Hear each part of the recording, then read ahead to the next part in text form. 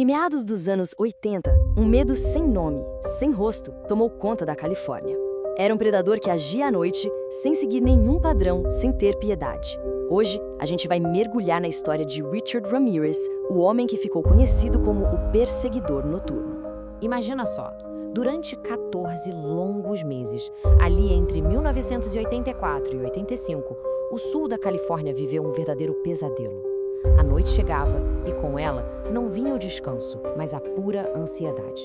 As notícias falavam de um fantasma que invadia casas, assim, aleatoriamente, transformando o lugar que deveria ser o mais seguro do mundo num cenário de horror. Mas fica a pergunta, né? Como é que uma pessoa se torna um monstro? Pra gente entender o Perseguidor Noturno, a gente precisa voltar no tempo, olhar lá pra juventude dele, pros eventos que, de certa forma, plantaram as sementes da violência, bem antes dele chegar para aterrorizar Los Angeles. A juventude do Ramirez foi uma verdadeira aula de brutalidade. Com 12 anos, ele não só ouvia histórias, ele via a violência nas fotos que o primo dele, um veterano de guerra, mostrava. Um ano depois, aos 13, essa violência saiu da foto e virou realidade. Ele viu esse mesmo primo matar a própria esposa. Essa exposição toda não só o tornou insensível, sabe? Ela o ensinou. Ensinou que a violência era uma ferramenta. Um caminho que ele não demorou a começar a seguir com as próprias invasões à casa.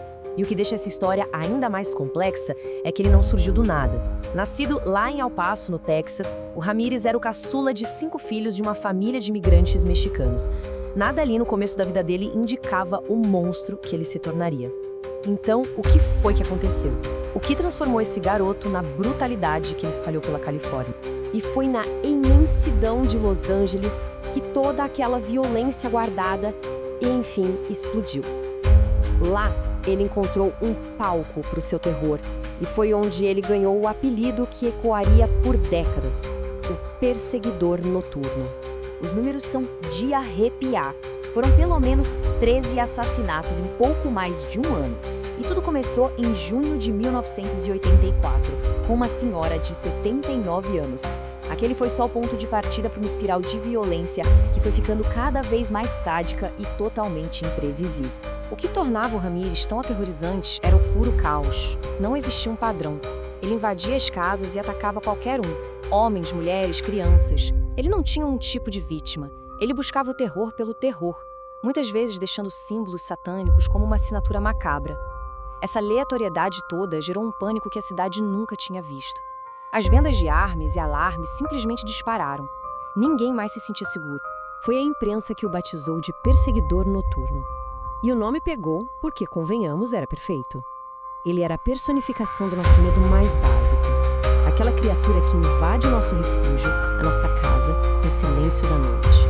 Mas toda onda de terror, felizmente, tem um fim. A caçada ao Ramirez envolveu uma força-tarefa gigante. E, finalmente, uma pista crucial apareceu. Uma pista que levou à identificação dele. E, de uma forma bem dramática, à sua captura. E a queda desse fantasma começou com uma coisa bem concreta. Uma única impressão digital.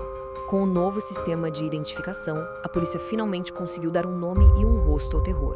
E no momento em que a foto dele foi pra mídia, uma coisa extraordinária aconteceu. O poder, ele trocou de mãos. Saiu das mãos do caçador e foi para as mãos da comunidade. E aqui a gente viu o poder da comunidade em ação. Tentando roubar um carro para fugir, o Ramirez foi reconhecido. Em questão de minutos, ele não era mais o caçador, ele era a caça. Uma multidão de moradores de Iciel o cercou e o dominou. O perseguidor noturno, o fantasma que aterrorizou uma cidade inteira, foi pego pelas suas próprias vítimas em potencial. Com a captura dele, começou o último capítulo da história de Richard Ramirez, o julgamento, a condenação e, no final, um desfecho para sua sentença de morte que, olha, ninguém estava esperando. A justiça deu a ele a pena de morte. Mas a realidade foi outra. Depois de passar décadas no corredor da morte, a ironia final apareceu. Não foi o Estado que tirou a vida dele, mas o próprio corpo. Ramirez morreu em 2013 de um linfoma. E mesmo depois da morte dele, a escuridão do seu passado continuava a se revelar. Em 2009, a tecnologia de DNA descobriu um horror ainda mais antigo. Ele foi ligado ao assassinato de uma menina de 9 anos, meses antes do reinado de terror oficialmente começar. A maldade dele era mais profunda e tinha começado bem antes do que qualquer um imaginava. A saga do Perseguidor Noturno é, sem dúvida, uma história sobre escuridão, mas a captura dele, a captura dele é uma história sobre luz. Mostra que por mais que o medo possa paralisar, a coragem de uma comunidade unida é uma força muito, mas muito mais poderosa. E isso deixa a gente com uma pergunta para pensar. O que realmente acontece quando as pessoas se recusam a ter medo?